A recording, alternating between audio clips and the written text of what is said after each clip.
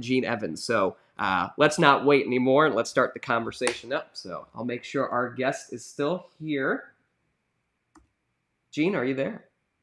I'm here. All right, great, wonderful. This is always the hardest part, is making sure that folks are on in the online world now. So welcome to the Elad Pod, Gene. Thanks for having me. Yeah, absolutely. No, this is great. I know many folks know now because I've already introduced you as the executive director for the Republican Party. But if you could, just introduce yourself to folks, let them know who you are and what you do. Right. So Gene Evans, I former state representative, got involved in politics starting in 2016, which is not that long ago. Decided to run for office and won my primary, a 4-way primary in St. Louis County, won my general election, served 2 years, which were amazing and incredible. And then when I had a tougher election in 2018, won that one. And right around that time so Josh Hawley was elected, and Eric Schmidt moved to Attorney General, and the governor's office called me and asked me if I would like to interview for a treasurer, which blew me away. So I did that and talked with them. They ultimately went with my former colleague, Scott Fitzpatrick, and they told me they had something else in mind for me, but they didn't say what it was, and I actually just forgot about it. And then in January, right after session had started, I got another call, met with someone from the governor's office, and they talked to me about doing this. And to be honest, I really wasn't interested. Talked to me about getting more women involved in politics, getting more women to run for office, making the tent bigger, and reaching out, in the suburbs to people just to grow the party. And that really appealed to me, especially the part about diversifying the party a little bit. So I said yes, having no idea what I was getting into. And that was almost 2 years ago. It's been really interesting, exciting, scary, a lot of different things because it was brand new. And just to give you a brief thing for folks.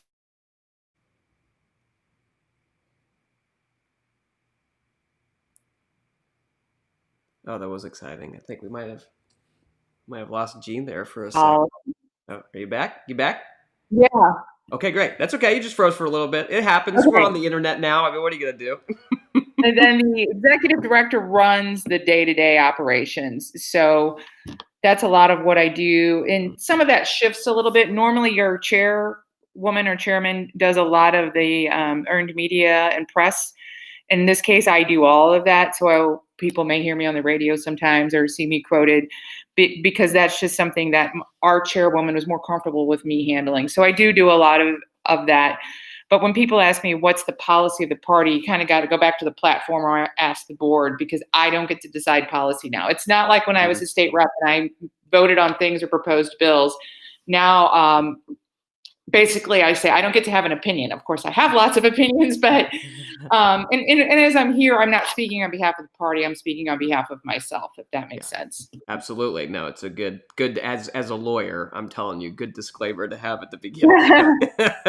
So I guess, for folks who might be a little bit less familiar, I know personally I was until I guess about 2016 when I started looking into the party structures a bit more. Hadn't been, super involved in that way before, but then you kind of, once you see it, it's a very different kind of thing. But for folks who might not be as knowledgeable about what the party structure looks like, I know you mentioned that there's a chairperson, you're the executive director, but what overall does that structure look like for the Republican Party in Missouri? So every state senatorial district elects 2 people, a male and a female, and they become part of the state committee. And then they have an executive board and they have officers. We have 4 officers, and they meet 3 times a year, which I think is similar to what the Democrats do. And in fact, we have reorganization every 4 years. So they reelect people, committee people, state committee people. We also have legislative districts. So if there's an opening, as there was in my case when I resigned, that legislative district meets and chooses the next candidate. all the way down to, county chairs, and then they have officers and they run their organization. And it is pretty complex, but in all, like for the Missouri Republican Party, it's a very well organized institution. That is one of the great things about it, to the point where we have phone numbers, emails, and addresses of grassroots people in every single county, and can get messaging out or information out to all those folks pretty quickly. And then what the party does is supports the state committee, and then we support all of our Republican candidates. So this year, for example, just helping them get their signs out, helping them organize volunteers, helping them with data, organizing events, which not as much of that. I've planned and canceled a lot of events this year, as I'm sure they have on the other side. I'm doing some more virtual events, but just keeping everybody together and keeping information flowing, and then supporting our candidates, which a lot of that is, it's not financial support. It's not like we're giving them money. It's helping connect them to resources and helping them organize. So we don't have all these different individual campaigns. We do have individual campaigns, but we can work together with them. So for example, if we have an event, we can have all our statewide candidates there, much like the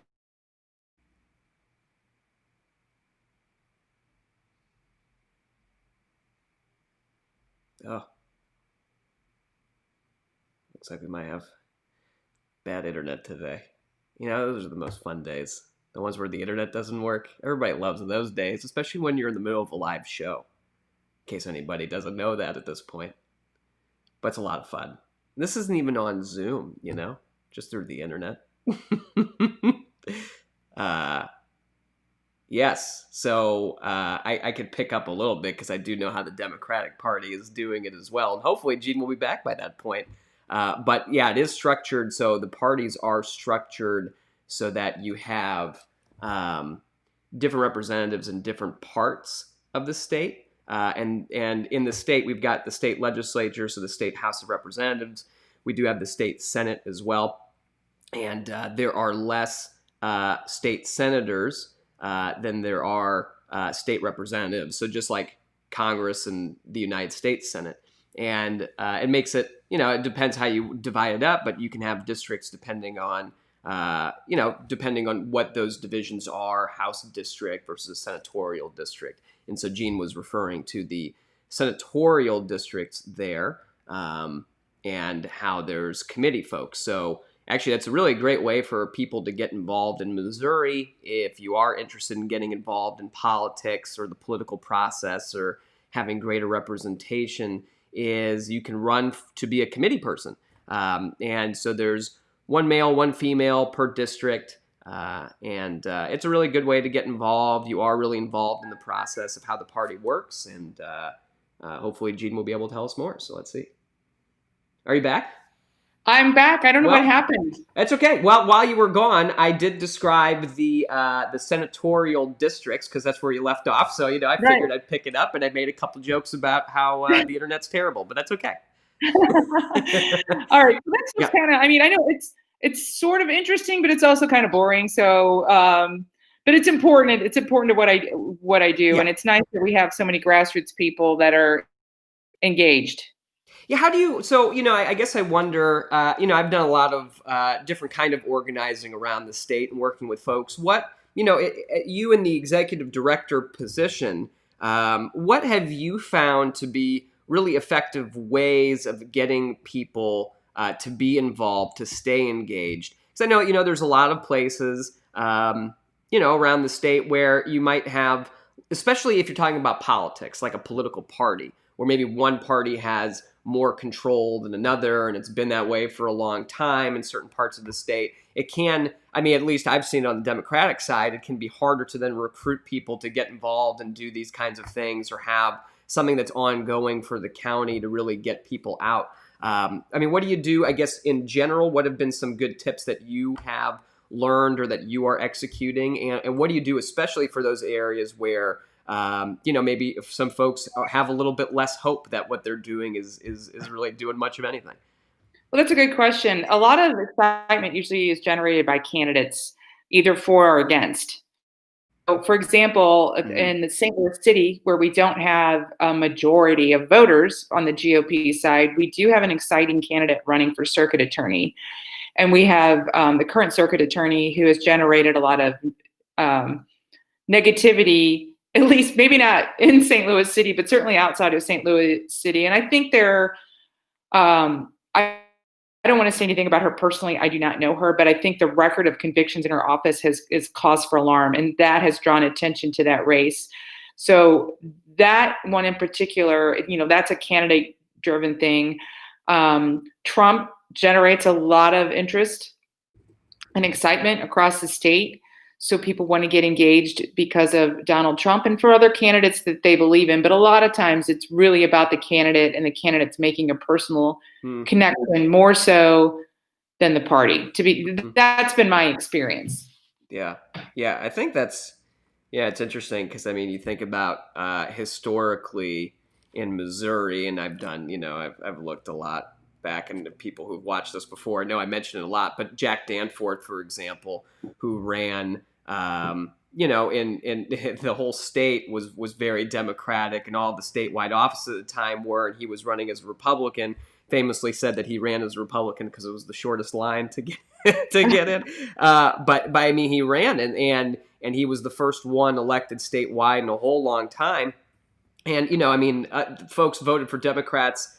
Obviously, also voted for him, and that's how he was able to win. But yeah, it is interesting how it's kind of like a double-edged sword, at least from what I've seen. It's like the individual can really draw a lot of folks in, but then if it stays with the individual and the individual goes and doesn't make it, maybe loses an election or is just done with term limits or just is finished, without having the organization behind it for that staying power, you can run into a lot of problems, which I think a lot of states have really seen, and ours might not be excluded from that. So, yeah, Yeah, I think that's true, but then there's always the next candidate, that yeah, or the next issue.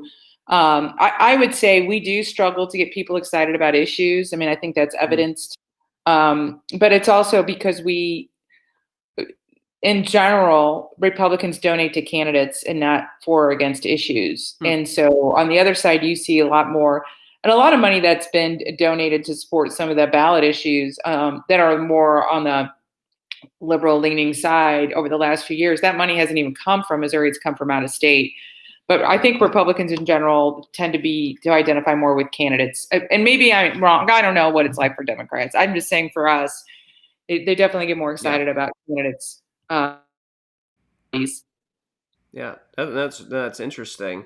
Um, yeah, the out of state money thing.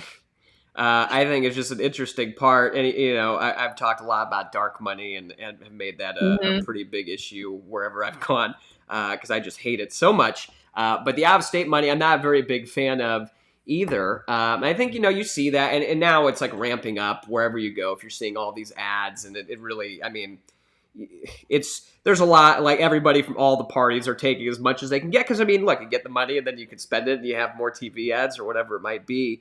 Do I wonder because I've talked to some folks who were in House races, even I mean some statewide races too, but on both sides because right now it's very much a two-party thing here in Missouri. Maybe some Mhm. other states are a little bit different, but out of state money, dark money, it's really attacked folks.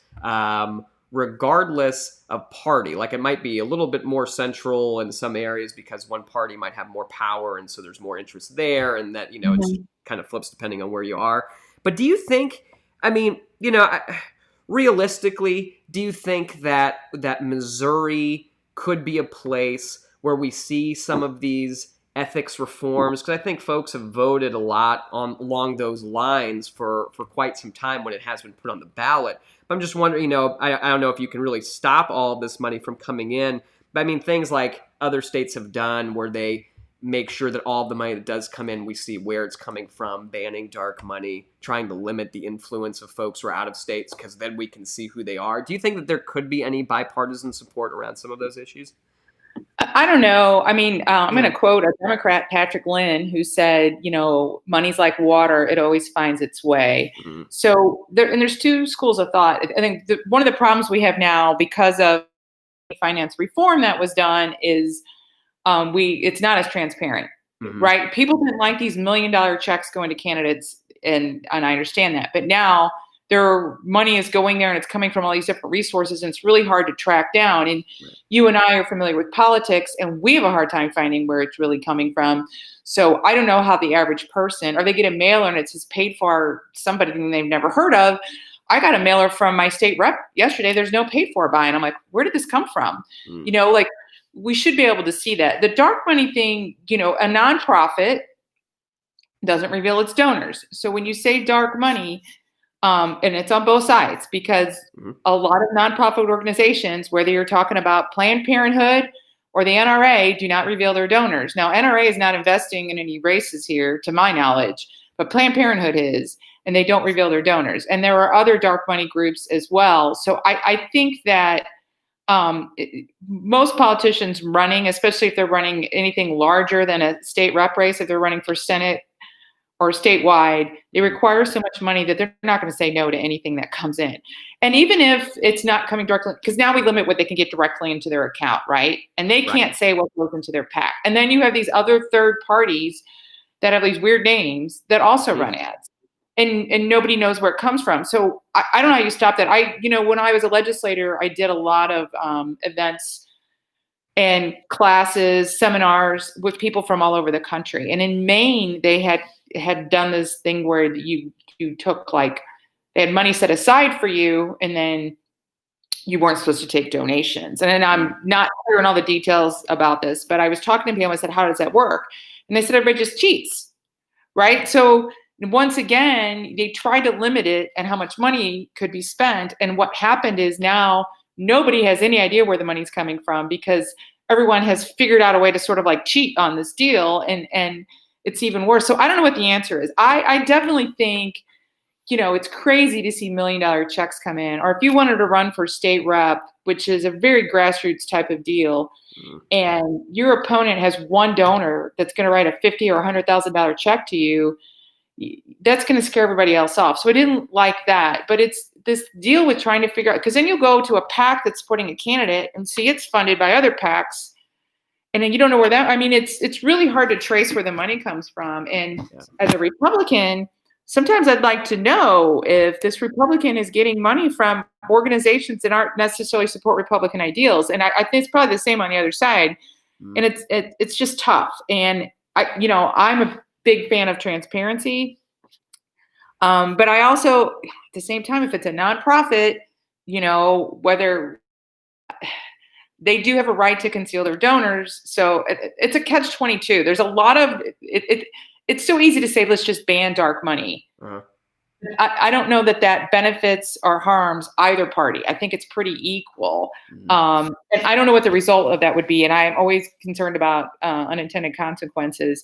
All I can tell you is I don't like not being able to trace the money personally. I want to know where it came from. And I would like to be able to say, I'd like to do it pretty easily. So I could easily show a website or a link that would explain it, as opposed to right now, as you know, but particularly with certain candidates, it's like a couple of hours of research to figure out who's funding them. And I don't think that is beneficial. That's me personally. And this is not something that's addressed by the party. I don't think there's a position on any of that. Yeah. Yeah.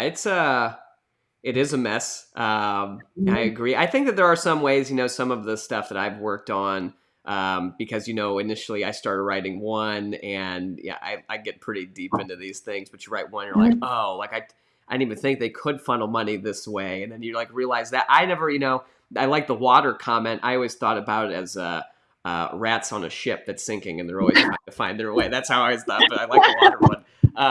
But yeah, one of the ways that I try to account for the nonprofits, because I've actually given a lot of presentations on these to libertarian groups, Tea Party groups at one point too, that were pushing back, and I would argue back at some point. But really, saying, if you are a nonprofit, which I know a bit about, having started some and then run them, but if you are a nonprofit, then, having basically a fund where if it's for your nonprofit activities, that stuff, do whatever you're doing regularly. But the moment that you're trying to influence the political system, it's a different story. I mean, we even see some of the, those requirements right now in Missouri law.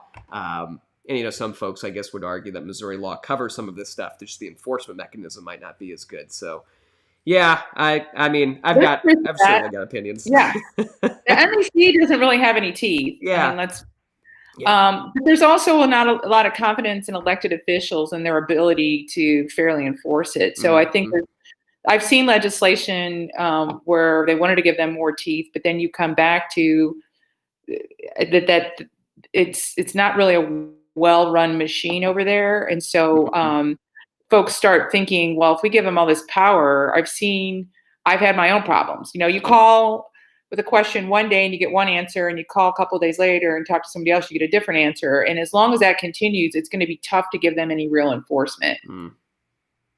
So, and I don't try to throw them under the bus. They have a tough job. And I think that the fact that we keep changing the laws, I mean, I got elected 4 years ago and I'm on like my third or fourth set of campaign finance laws. I mean, it's tough to keep up with. And then you have local ones too. So local elected officials may have other rules that pertain to them, different from the legislature. And then at the party, I also have FEC. So I have federal election and state, and it's a lot. So I'm not an expert. It's been a trial by fire when it comes to FEC and MEC stuff, but I'm getting there, and it's confusing. And it would be really great if you didn't have to hire legal help just to figure out what you could do appropriately. But that's why, we have great attorneys like you, and that's how you can make a living what we desire. Thanks. I mean, I try, every once in a while. That's some good training. So, I mean, hopefully we'll figure it out. I know that some states, Montana, actually, they did it on a bipartisan basis. So, because, it's interesting, the money that was coming there, they were really fighting hard on, was going in primaries, because it was a very split legislature. It was going in primaries to try to get, this person in that part, just like you were mentioning, like you'd love to see, like, well, is this person getting funding from places that are actually supportive of the party or not? And right. I mean, it was somebody trying to basically hijack that system in a bunch of different ways, and that's how they came to do it. So who knows? I mean, maybe one day, but hopeful. You stay hopeful. There was something I saw, and actually, on the topic of transparency, I thought this was really interesting. And I don't know if you remember this, but one of the bills that you were working on as a state representative was about a transparency division at the Attorney General's office. Do you remember that proposal? Yeah, that was a bill in 2018, I believe. It was in my second year. Yeah, it was myself and David Gregory, and it was to give more transparency. It was also it put a little more teeth in the sunshine laws, which don't have a lot of teeth. And at that time, there were some things going on with statewide elected officials that was a little fishy. And this was Republicans holding other Republicans accountable. Now, it's really tough to get something passed the first year you propose it. And we weren't able to get that across the line. And there were also some concerns about the sunshine stuff, because it would have applied all the way down to the smallest local level, and talking to folks who represented those entities, like everything from like sewer districts and small towns being worried, sued over sunshine requests, thousands of dollars, when they can barely get anybody to run for those offices. So it needed some work, but I was in favor of the idea for the transparency part. And also just people don't comply with sunshine requests, and there really isn't a penalty for that. And so that's concerning to me. I also think, though, some of the sunshine requests get a little ridiculous. I mean, and just the amount, it almost seems like trying to keep somebody busy complying with the sunshine request, or and it doesn't fall on that official, it falls on their staff. So for example, as a legislator, my LA had to handle all that. And sometimes it was just a ton of work over something that later the reporter said was, I was just seeing if you were going to comply properly. They weren't even really investigating anything. Like those sort of things just seem kind of silly. But I do think that transparency is important. I am disappointed in how some of the national press acts, because it's so important that we have the fourth estate. I mean, that's how you keep honesty. I mean, most officials are more worried about a bad newspaper article than they are a lawsuit. Let's be honest. So, but I think there's been a deterioration in ethics. I do know a lot of great journalists here in Missouri, but I see things. I mean, you see these lies that are perpetuated by the media, and it's really tough. And most of them are not in favor of Republicans. Let's be honest. So they aren't. I mean, my Democrat friends recognize that the press is generally on their side. So that part's frustrating. As much as I mean, we need a free and honest press. Absolutely. And we need transparency. And I'm concerned about the deterioration of that. That's a whole nother podcast, though. But I am concerned about the deterioration of ethical journalistic standards across the board. Yeah, I think it's frustrating because you see it. I mean, I think folks who are looking at it reasonably. I think we really started seeing this years ago when there would be these reports that Jon Stewart on The Daily Show was the most trusted news person in America. Yeah. And, I always watched the guy and I thought he was great and everything, but, you get a little worried, and he was too. Like, he would sound the alarm on that all the time. This is not supposed to happen. And he would go on CNN and yell at them. I think it was a much younger Tucker Carlson on that Crossfire show with the that was way back. Yeah. That was a good time. But I mean, like the guy, I mean, to the point where he got so frustrated, he had to leave. John did. But, I think it's interesting because, Twitter, I think is a place that has really accelerated a lot of the news media. And there's all like this 24-hour coverage all the time. And there's this need to fill it with something new and that's going to grab people, even if it's not 100% accurate yet. And, it's concerning. I think a lot of it, though, is true, too, that you get to the point where if, like you said, there's a lot of distrust in government right now, in public institutions all across the board. And so, I mean, it's worrisome because, like, if you don't have somebody there, and it almost requires somebody to make a very big sacrifice in saying, look, you're just going to know everything, and given what was happening these last few days with the president and with the coronavirus. And thankfully, we got some good news this morning if folks haven't been listening. But it sounded like from his doctor that he's doing well. And that was a very worrisome period there when he was going to the hospital with any president. But it's interesting because I was looking back at presidents who had had medical issues before. And how secretive it was, to the point where they wouldn't even take him to the hospital. They would take him to somebody's boat and try to do some surgery. Right, that's right. It's just crazy. But President Eisenhower, who went in, he had this heart attack, and initially they weren't really talking about it. But when he was in between, when he was waking up and before he fell back asleep, he was under sedation. He told his press secretary to tell the media everything. And so he'd been passed out, and the press secretary comes out, and he tells him everything, including that his bowel movements were regular. And it almost gets to the point where it's like, maybe we just need so much. Right now, there's like this hunger for all this information, this fight to get as soon as possible. Maybe we just need somebody to start talking about something that's as regular as that, I suppose. Regular. I don't know. Great pun there. I got that. Yeah, I don't know, but Roosevelt hid his, and JFK very secretive about his issues, and maybe it was easier to keep that stuff secret back then. It's not anymore. It's hard to keep anything a secret. And, again, in the interest of transparency, but it's also concerning with the lack of trust in institutions and that you can't believe anybody. And people tend to seek out information that repeats their own narrative. They want to, so if you're pretty liberal, you want to watch news that reflects that. And if you're pretty conservative, you want to watch news that reflects that. And I constantly get requests from people saying, where can I just get straight news? Yeah. And it's tough. And if you're for one, you got to know the difference between opinion and news, right? So if you're watching Fox News with Brett Baer at 5 o'clock, you're going to see pretty straight news. And they're going to cover a lot of things that you may not see on a CNN.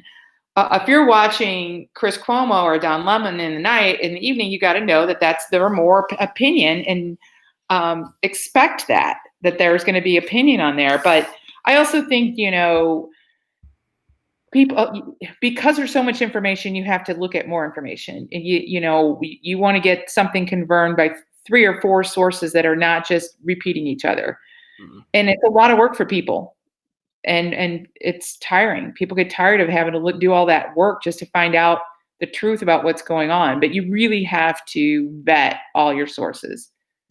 Yeah, absolutely right. Yeah, media literacy. I have a friend who does that for a living and teaches it. It's so important now. And there was a bill about that. Jim Murphy, representative, wanted to. Yeah, that should be taught in schools, like media literacy, which is not a bad idea. Mm-hmm. I really think, I've been on a few boards with some different folks, primarily in the St. Louis area, but that also have reached around the state. And, civic education, I think it's like we are well beyond time to really reimagine what that looks like and to think about all these different pieces given all the technology. I mean, heck, I've got this computer here that's streaming this thing, but also another one here telling me what's going on and how people are responding. But there's all these different inputs, right? All these different stimuli, and our kids are growing up with it right now. It would be really great, one, to, have this education that looks at what we're doing now versus what we were doing, maybe 20, 30 years ago, and really helps that make it more realistic for the kids who are living it. And I think, we do an okay job with civic education in Missouri, but having, traveled around the state a bit and actually taught in some classes, I think we could probably do a lot better of a job. And I think it's an interesting topic, especially when you give kids that experience, going to the Capitol, and then you build on that, and they get to see their people up close in person, and have contact with their state representative. I didn't even know what that was. Right. It's just such a great way to capture folks because it is such an active thing, and it is such an important thing, as obviously both of us know because we're involved in it. Mm-hmm. But I think that there's really a great way to get creative and to make that even more engaging for children now in schools. But I mean, even us, we need to be educated on what the heck is going on too. So yeah, I totally agree. Well, I thought the transparency division bill was very, very cool. Having worked at the Attorney General's office, and it included things about, when you're going after folks for sunshine law violations, that you cannot be defending the state too, because the Attorney General does that. I wonder, and something, when I was running for Attorney General and looking at policy and all this other stuff, one of the things that kept coming up, because having worked there too and seen the work that we do, and it's very important for the state, one of the things that kept coming up in my head was almost like it could help to have this other position that takes some of those responsibilities away, almost like a statewide ombudsman that is the one that holds, a lot of the government accountable. So with the sunshine law, and then you don't have so many of these conflicts really with your job representing the state or whatever it might be. I don't know. Have you ever heard of any proposals like that for Missouri, or any conversations like that of having something that's even independent from that? I know it's another position and some folks don't want more bureaucracy, but just thinking about dividing that up from that standpoint, I don't know, it could make sense. More bureaucracy always sounds like a bad idea to me, I'll be honest. And it's so hard, when people say nonpartisan, I just don't think there is any such thing anymore. And this supposed nonpartisan demographer that's going districts, which I thought we might end up talking about that. I mean, that was part of the Clean Missouri, to have a nonpartisan demographer, and they only had a few applicants, and not one of them is qualified.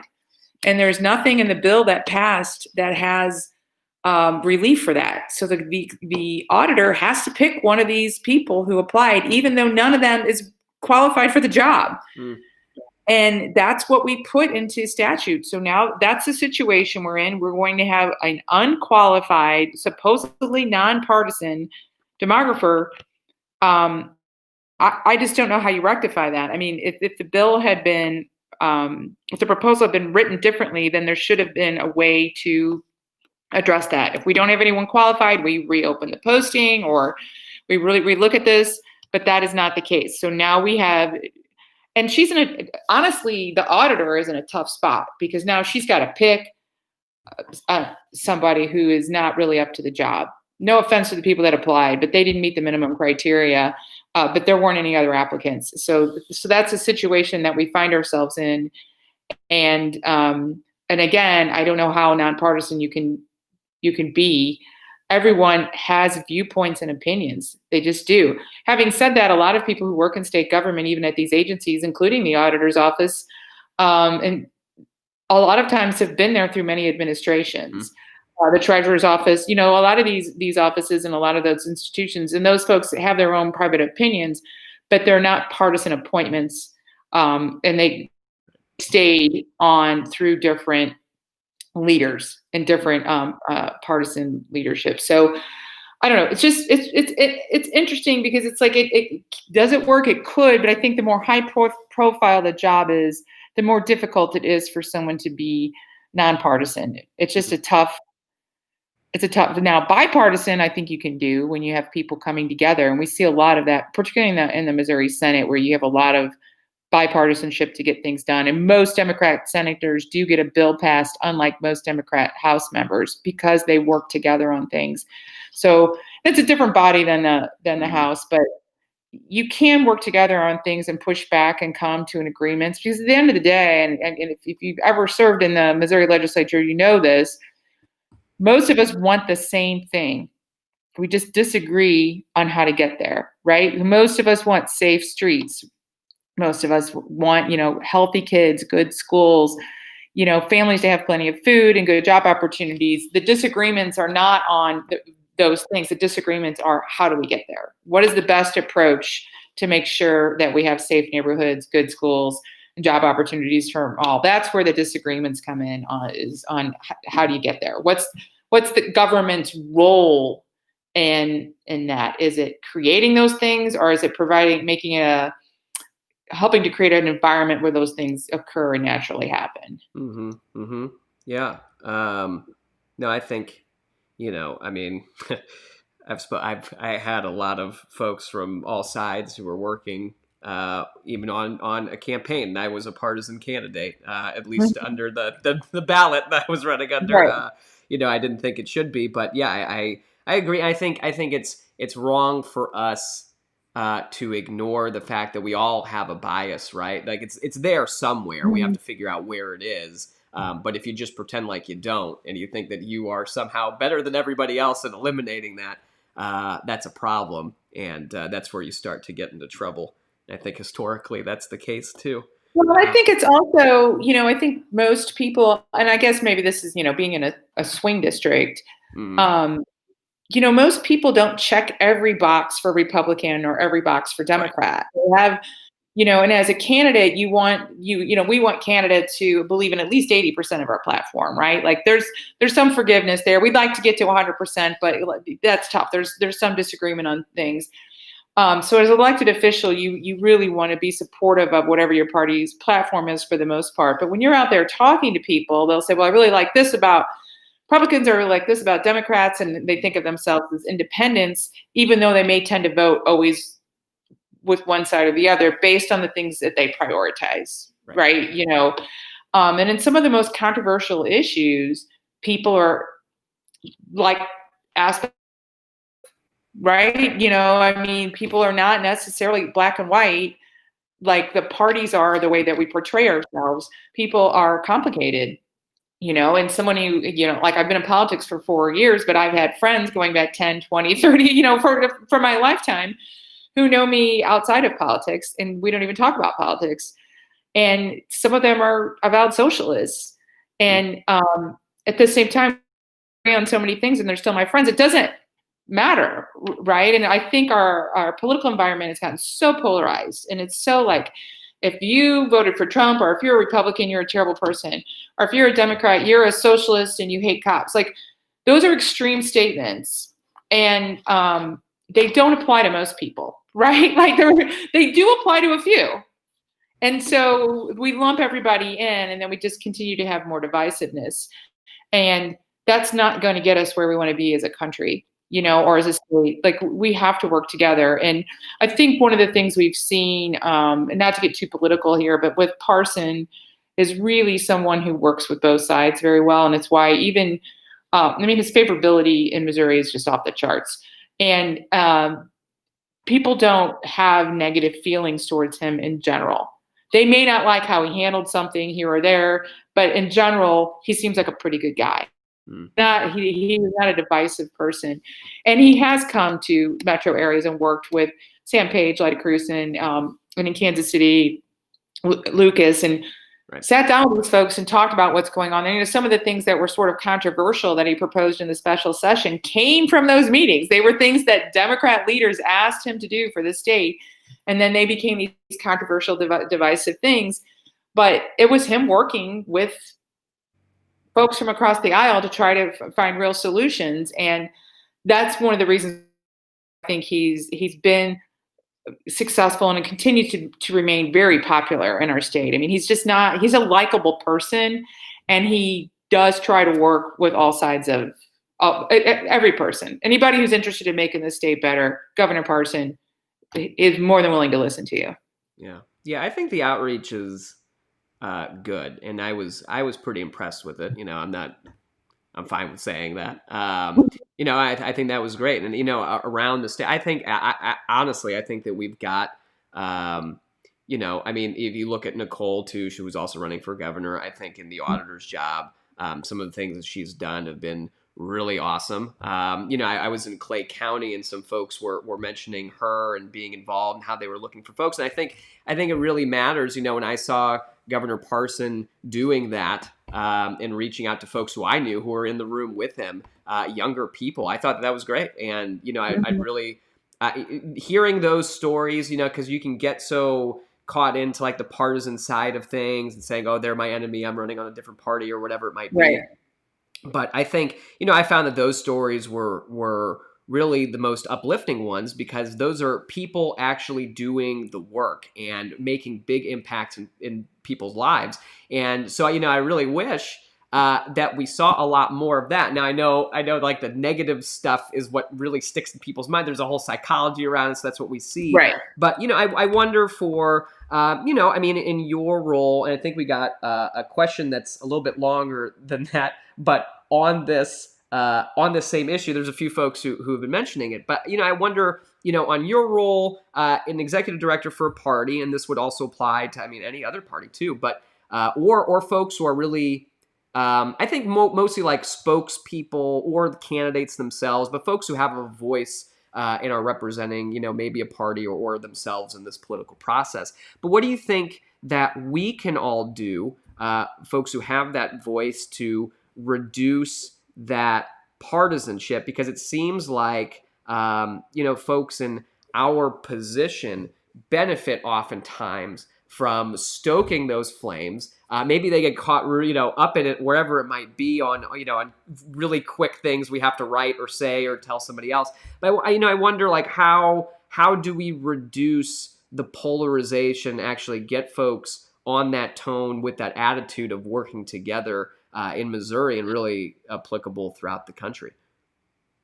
Well, I think that you got to remember something. So I'm an athlete, and I think like an athlete, and so it's game on right now. We got him coming up, and I'm on my team, and I want to win, and I'm going to do my best to win. And if that means, there's inflammatory comments. People see my name as the, the quote that, but once the game is over, no matter who wins or loses, we have to work together. We shake hands. Like normally I'd shake hands, cup of beer, right? That's what we need to do. Once the election is over, we say, okay, you won, we lost. How do we work together? And I think sometimes, the losers are more eager to say that because they still want to be involved.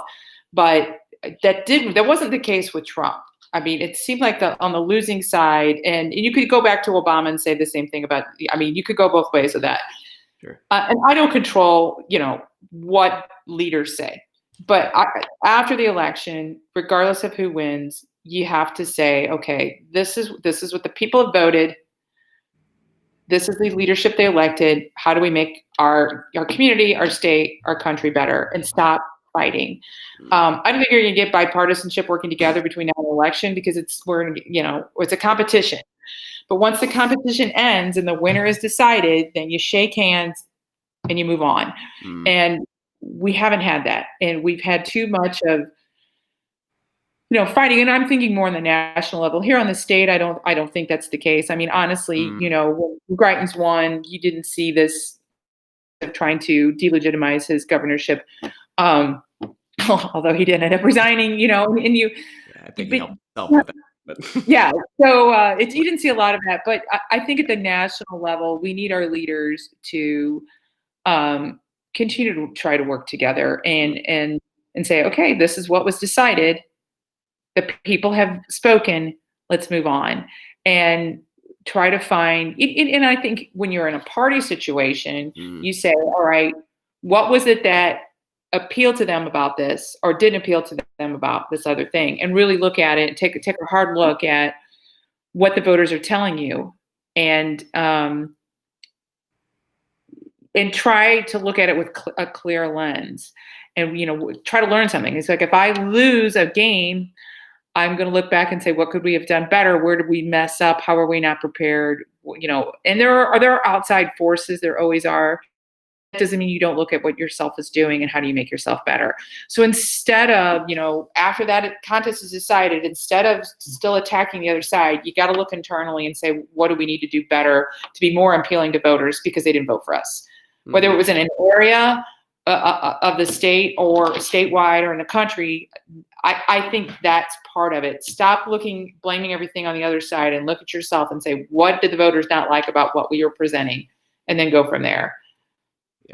Yeah, an introspective moment. It's interesting because, I mean, you mentioned the sports thing, and I played football for not very well, but for a while, and it was funny because I was in Kansas City doing some door dropping at the time, and my old football coach, who I was in St. Louis, but he was here and had moved over there, and he's still coaching, but all of a sudden he yells my football nickname from long way away, and I see him and hanging out, and I told him, like, look, the one of the greatest lessons I've learned was through football, because when you do days like this and it's hot outside and you have to get all these doors, just keep going, and your brain kind of shuts off and you're just going. So that's the sports takeaway I had from it. But sports is a great really term for running for office, because you have to train every day to prepare, and you don't know what's going to happen. Yeah. And you don't, like, all these little bitty things that you do every day on a daily basis when you're on a campaign are leading you to what you hope is a victory, but you don't know. But you got to do them anyway. And a lot of hard work, not knowing the outcome. And the difference is with politics is you really only have one game. Whereas, when you're playing in a season and you have a series of games before you get to a championship, you have opportunities to learn along the way. Mm-hmm. Right. But I do think, it's frustrating for me sometimes, because I feel like, we have our job to do, and this is my job.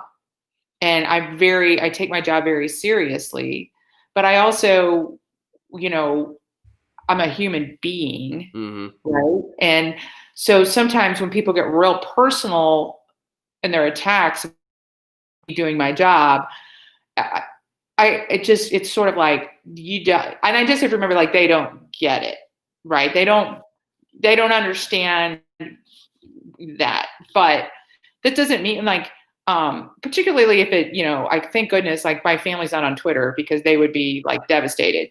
But, like, try to give your elected officials a break, because they're human beings too. And I hate when they start attacking their families. I don't care, Republican or Democrat, just leave the families alone and respect that elected officials are human beings. And if an elected official or any human being, for example, gets ill or has COVID, remember that they're a human being dealing with a serious illness before you start attacking them or going after them personally. Maybe you can take a break for a day or two.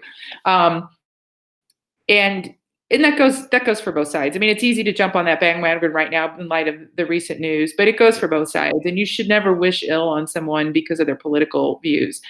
If Nancy Pelosi, whom I obviously disagree with strongly, found herself with COVID, I would not wish her ill. I don't. And if you feel that way, just be quiet about it. Like, like nobody wants to hear that. That just adds to the negativity. So I think the personal stuff should stay out of it. And stick to the issues. That's the other thing. Try to stick to the issues in ways that you disagree with people instead of name calling and getting real personal. I think that's it's unnecessary. And it also, I think when you're an attorney, so you get to argue a lot, I think it weakens your argument. So if you immediately start someone for their appearance or, and that happens a lot, particularly to women, or something else personal, it just weakens your argument. And stick to the facts in your argument. Even if people don't agree with you, at least they can say, all right, that's your argument. I disagree. Here are my facts. But if you say, well, he's overweight or she's ugly or whatever it is, it really weakens or she's whatever.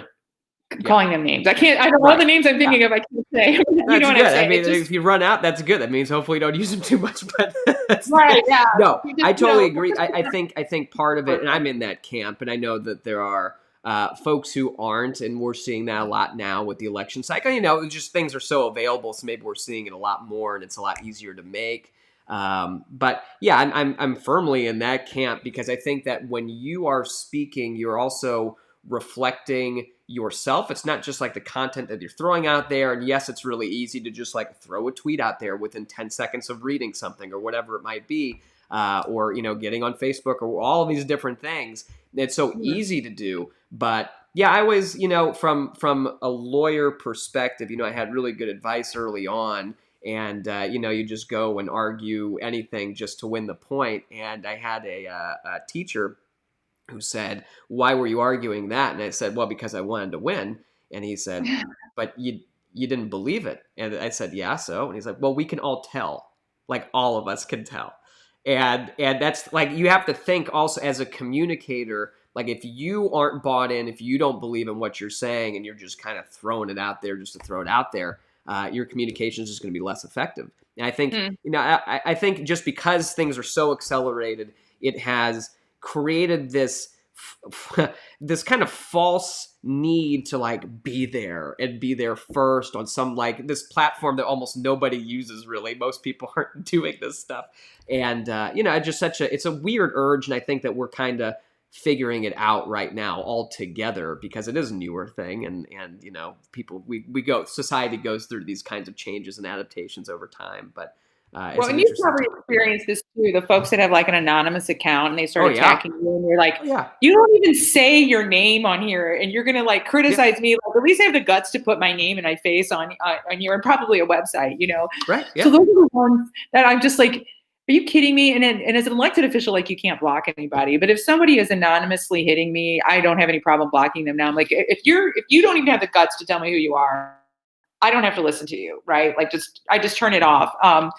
And let them do whatever they want. But like, come on.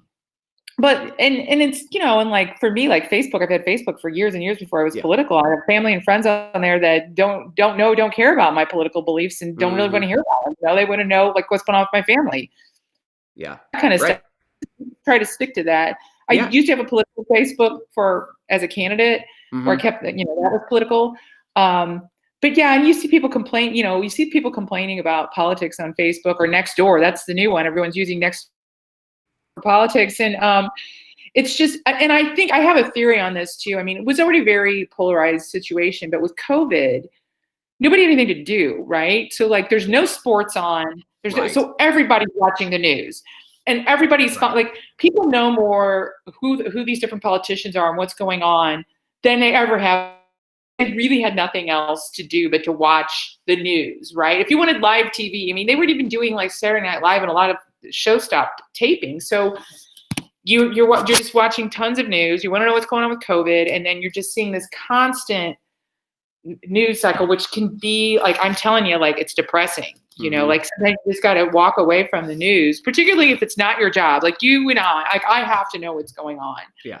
But I mean, I think for people, like sometimes you just need to, and I talk to somebody, they say, well, I don't really watch the news, I follow politics. And I think, wow, what a blessing. Like, I mean, like, that's great. That's you know, nice. and they're like, I look down on them and I'm like, no, can I be you for 15 minutes? Because it can be a lot, you know, and it's a lot of information and a lot of it's nasty.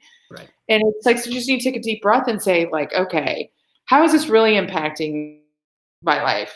You know, like, maybe I go spend 15 minutes with a family member or even my pets just to get away from this. Yeah. Yeah. Pets are very important, I think. So yeah, my groomer, I would bring him on so you could meet him, but he is getting cleaned up today. Oh, okay. Well, we'll have to do another one then. We'll bring him on. That's fine. Furry Friend Friday, I think, should still come back in a certain way. We used to do that every Friday. So I do have a couple more that I got to get to questions here. So one, and we kind of talked a little bit about Eric Greitens came up, but this was a question that came in too. And then there's a House candidate as well. And there's some story I don't really know too much about, but on the Kansas City side, closer there on the western side of the state, some stories about candidate with inappropriate behavior, and if what is written is true, I mean criminal behavior at that point.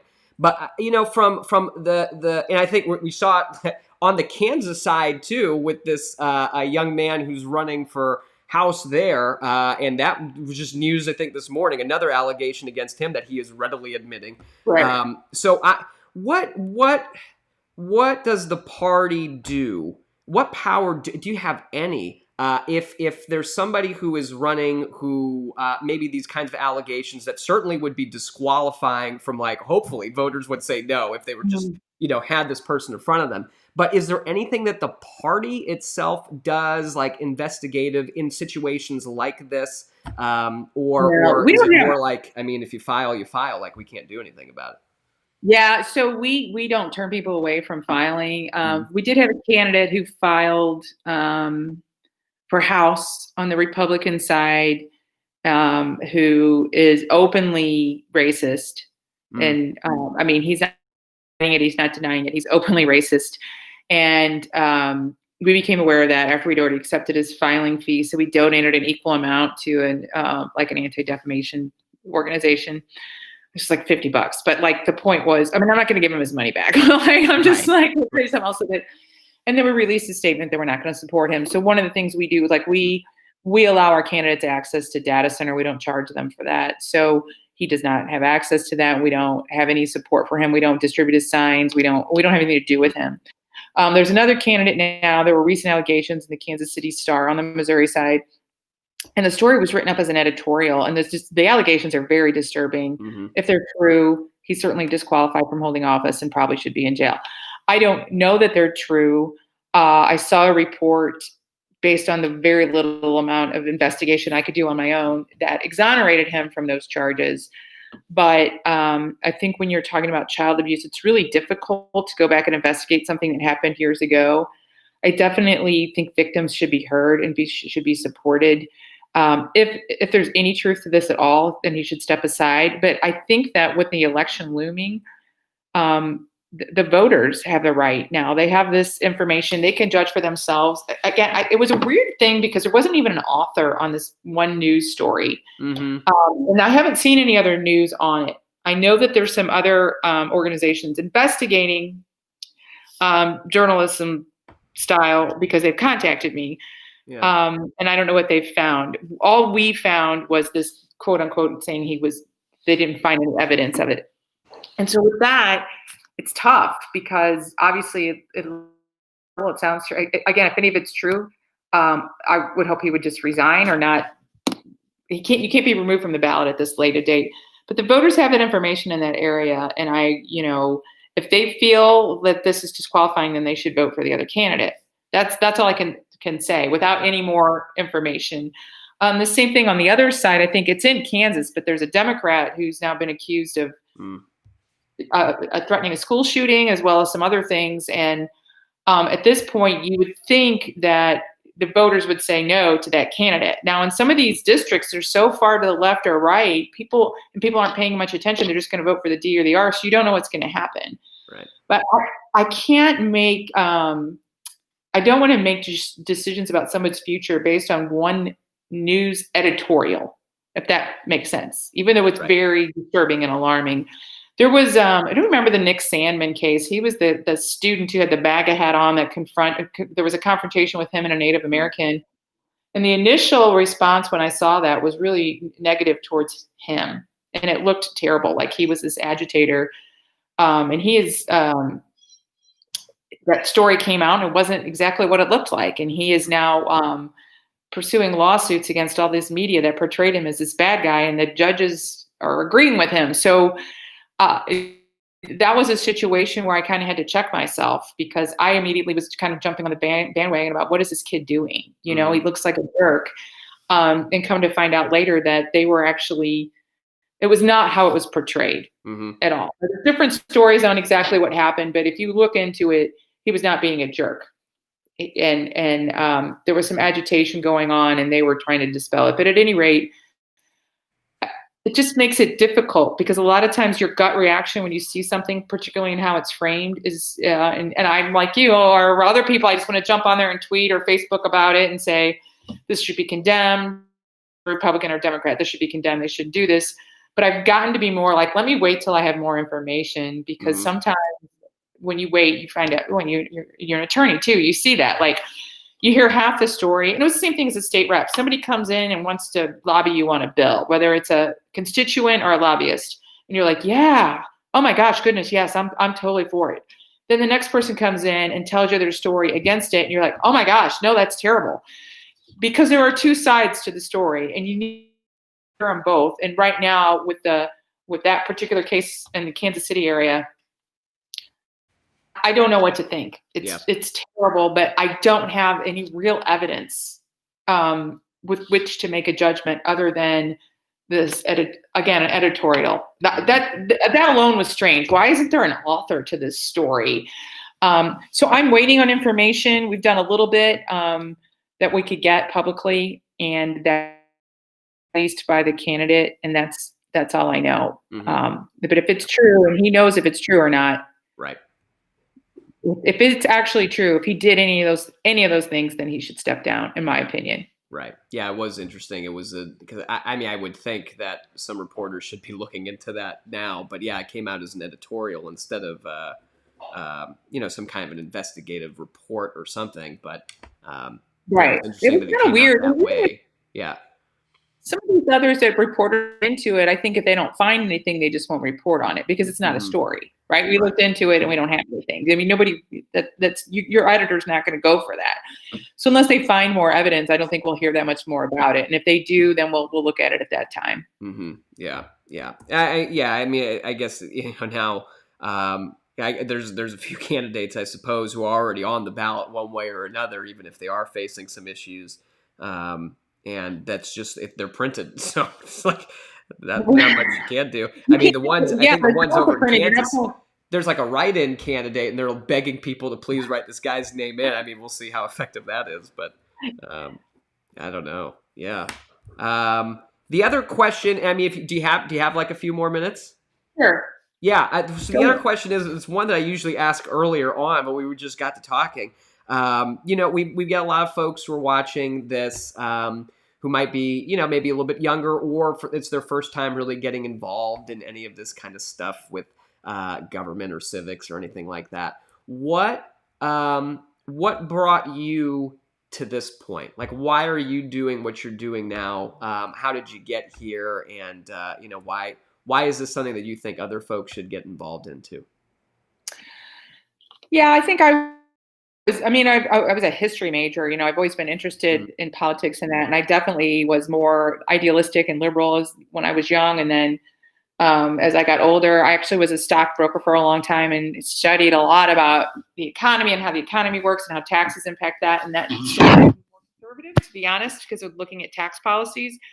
And I guess for me, what really happened was during the Obama administration, I felt like a lot of I thought like the country was going in the wrong direction, and I was like yelling at my TV, and felt like I wanted to get more involved and I didn't know how. And it actually took me a while. I finally, I don't even know how I came across it. It might have been on Facebook. This organization called the Show Me Series for Women in Public Policy, or Excellence in Public Policy, or something. And I wanted to do it, but it was like one weekend a month for 6 months. And I waited to do that until my daughter was in college and I had more time. I'm a single mom, so there's like limited amounts of time. And I started doing that, and from that got a lot more engaged, and met people and found out more about what I could do, and then was actually asked to run for office. Interestingly enough, Eric Schmidt is the person who kind of talked me into running for office, and whom I still consider a good friend at this time. And he had just seen me at events. We'd had a couple of conversations, and then one evening there was another event. I was sitting and talking to his wife, and Georgianne Hancock, whose husband's very involved in politics, and I didn't even know like the relationships. And then Eric Schmidt sat down with Tom Dempsey, and before you know it, they had almost completely talked me into it, because I was sort of reluctant. And I think like a lot of people thought it's just crazy and divisive. And that was 4 years ago. So I wasn't sure I wanted to do it. But I've done talks with women and with other groups about how to get more engaged, even if you don't want to run for office. Like, write it, find out who your legislators are, email them, see if you can get a meeting with them and talk to them about things that are important to you, regardless of what party. If you're a Democrat and they're a Republican, still meet with them and talk to them about issues. You can go to the Capitol and talk to your legislators. I mean, right now you want to call them because obviously with COVID, but you can lobby for things that are important to you. If it's a charity or if it's for your business, a business, say if you're an accountant and you want to lobby for accountants, or if you want to lobby for the National Diabetes Association and there's a bill, you can go down there and talk to your legislators, or you can call them, but meet them and get to know them, and let them know things that are important to you, and afraid to send them a note about something that's important to you, because we do read those, we track all of those. And it's important to hear from constituents. I know for me, knocking doors in a swing district, I found out very quickly from talking to so many people what the district was like. And in fact, I was not surprised. I mean, I knew that the district was becoming more and more Democrat. And then so in 2018, Clarence Caskell won my district by a sizable margin. I still won my election, but I could see where things were going because I was out talking to people. But find out, I knock on doors with people who are unions, and they would say, I don't, you were in support of right to work, and I don't like that. Mm-hmm. And have that conversation, don't be afraid to tell them, hey, I'm not voting, I don't appreciate the fact that you support this and I don't. I mean, I needed to hear that from my constituents, even if I disagreed with them, because eventually, if enough of them are telling me that, I might change my votes, right? I may not change my view, but I may change my votes because it's a representative government. So get more involved, get to know folks. Even if you go to a fundraiser and you say, well, I don't have any money, you can still show up at a fundraiser and meet your candidates and talk to them. And find out what they're about. And then, if you have any interest at all at running, talk to them, see what it was like for them, find out, interesting things about your district, who your committee people are, and how certain people got elected, because that will tell you a lot about your opportunities. And don't assume that if you're in a blue area or a red area that it's out of the question, because things are always changing. And even if it's not the year for you, like this wasn't the year for you, but that doesn't mean, I'm talking about you personally, but that doesn't mean you don't have a future in politics, right? It was a great experience. You learned a lot, I'm assuming, and you're a better person because of it. And that, you're obviously very bright. So there are other opportunities that can continue to open up for you. So don't be afraid to put your, I think you would say this too. Don't be afraid to, stick your neck out and go for something you believe in, and let people get to know you. You're being very vulnerable when you run for office. Yeah. Don't be afraid to do that, but find out ahead of time what the time commitments are, because it's way more than you ever dreamed it was going to be, statewide especially. And you got to be prepared for that, and you got to prepare your family. Yeah. Are you single? No, I'm married. You're married. I got married during the campaign, so that was fun. Yeah. You're crazy then, but anyway, oh my God. You got to prepare your family.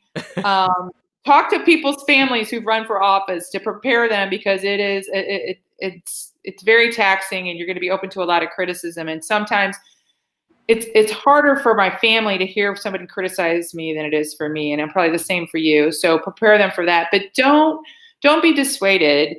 if you have an interest or a yearning for this, talk to folks, and if you're a Democrat, talk to Democrat leaders, Republican, or if you're not sure, talk to both. But we need more people who come from business backgrounds, community backgrounds. And I think the public is interested in those candidates who are more like them and don't have a history of politics. I mean, there's good and bad in that. We want more people who are just like us, like I was knocking doors in my neighborhood saying, I'm your neighbor. I've lived here for 20 years.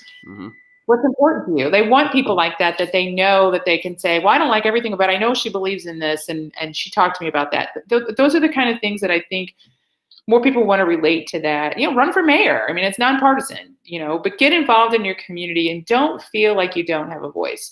If you want to protest. But if you really want to have an impact, run for office. That's the way to do it. I think it's a good way to close it out. This is good. No, I think getting involved is very important. And, we both known a lot of folks who have been involved one way or another. Maybe it was protesting, maybe it was organizing, and then they ran, right? And right. They brought that perspective with them, and they were able to then Bruce do Frank, much more. Right, yeah. Yep, Bruce Rasheen, yeah. Yeah, Rasheen, yeah, he's a crack up. Yeah, I mean, and like I think that once you win office, I think like protesting, you're to be protesters are for people who feel like they don't have a voice. So if you're an elected official, you should be exercising it there. And I'm kind of confused sometimes when folks who were originally protesters continue to. I don't get that. I'll just be honest. Like I don't get that. I'm like, you have a voice now. You can impact policy, so do it. And But if they still feel like that's part of who they are, then, more power to them. It's just confusing to me because you have power as an elected official. I don't have the power that an elected official has. I just don't. I'm a staff member. But as an elected official, you can really make things happen. And just don't tell me you're in the minority, because Jamila Nasheed's been in the minority for 8 years and she has gotten a ton of legislation passed. But the other thing you can do is you can hold bureaucrats accountable. So Democrats and Republican elected officials can call somebody in the AG's office. They can send a letter to somebody in DHS. They can get things done for their constituents. They can question why things aren't happening, and they can get things moving. And that's one of the most important things you can do is not just in helping your constituents, because that's the number one thing, but when agencies aren't doing or behaving like they should, you can hold them accountable as an elected. And that's a really important thing. And they listen. They certainly do listen to elected officials. So that's something that, and I think sometimes newly elected officials don't realize that, the power that they do have. It's not necessarily in proposing bills, but it's in holding others accountable and being an example, and then helping your constituents who are having some sort of an issue to advocate for them because they feel powerless now, and you're in a position to help them. So darn it, you got to do it. That's just the way it is. Yeah. It's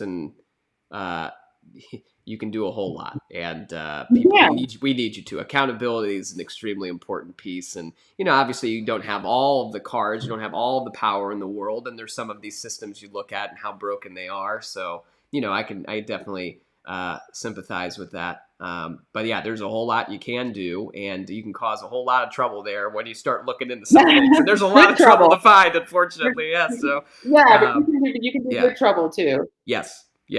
Yeah, that's true. Yeah. Well, this was great. I'm going to have you come back on because we could talk apparently forever. This is wonderful. But no, thanks for having me. I really appreciate it. Yeah. No, I really appreciate you coming on because, I know that we talked a bit about it, but there is so much, partisanship right now. And I think that this is really good. I think we need to have more conversations like this, honestly. And it's something that I really appreciate being able to do and still do all over the state. But I think we need more of this, and this is good. So hopefully we'll have you back on next time with your dog, though. That's a promise you already made. Oh yeah, for sure. All right. Yeah, that's Thank great. you. Have a great weekend. Yeah, you too. No, this was great. Thank you. And for everybody else who's still on and watching, thank you all for being here and checking it out. Remember, October 7th is the last day for you to register to vote. So please go ahead and do that. You can do that at votemissouri.org. I'm going to get that on the screen because you got to have the visual learners here too. Votemissouri.org. Go there, press the registration button. Next week, we will have Vicki Englund on the show. She is running for state treasurer as a Democrat. Very excited to have her on. And as always, you can find us at eladgross.live. All right, folks. We will see you later.